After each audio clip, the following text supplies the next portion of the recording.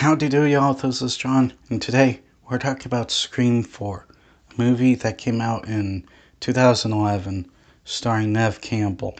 And in Scream 4, Sidney Prescott returns to Woodsboro for the first time in over a decade, and someone decides to recreate the killings in the first movie. Okay, so getting into it.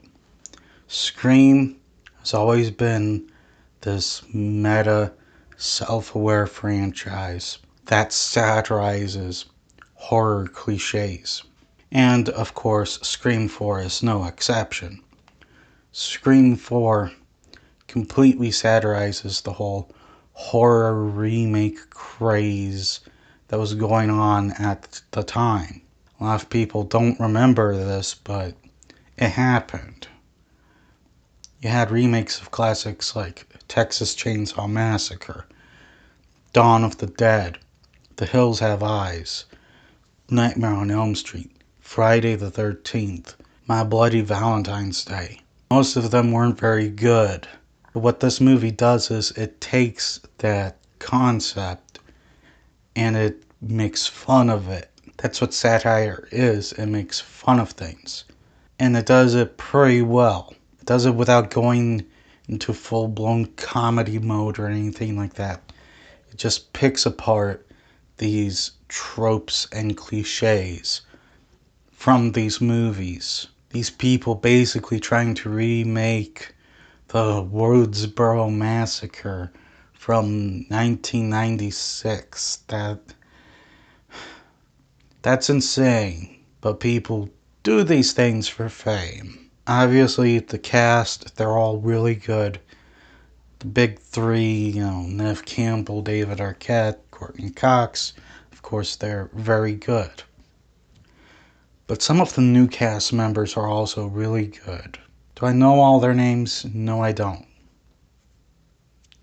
The nerdy kid that's always walking around with, this camera right by his eye.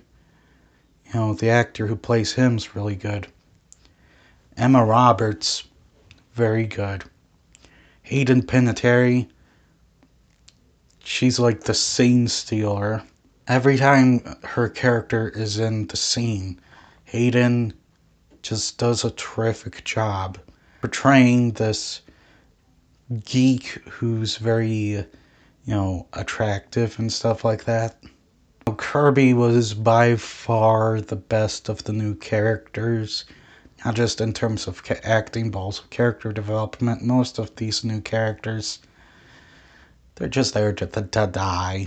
And unfortunately, this is the last movie from director Wes Craven. Wes Craven passed away almost 7 years ago now. And this was the last film he made. Just bottom line. His career ended on a good note because I do enjoy this movie. His direction towards the Scream movies has always been very fun, very energetic. Always builds up the tension right when he needs to.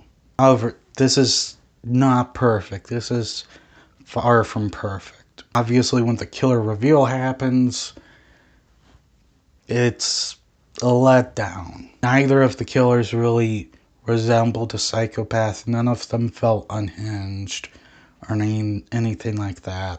It was just a complete letdown. Like I said, some of the side characters, some of the new characters, they're not well developed. Really, they fall into the very tropes they're kind of making fun of a little bit with these characters. The typical geek, the pretty girl lead, the pretty girl lead's pretty neighbor, jock, like they are basically these tropes. They're put there to make fun of. Unlike in the first Scream, where there's more going on than just that. That's just what they are. I also like to point out that visually speaking, this is like the least good looking of the Scream films. It just felt like there was always a mist around with this film, with how it's lit and stuff. Not kidding, it looks like there's like this little mist everywhere. Not this big massive thing covering everything, just this tiny little amount. Anyway, as a whole, Scream 4 is a good movie. Anything great? No, not at all. But it gets the job done, it entertains you, and it makes fun of horror remakes. I'm gonna give Scream 4 a 7. That's all the time I have for today. Please like this video if you enjoyed it.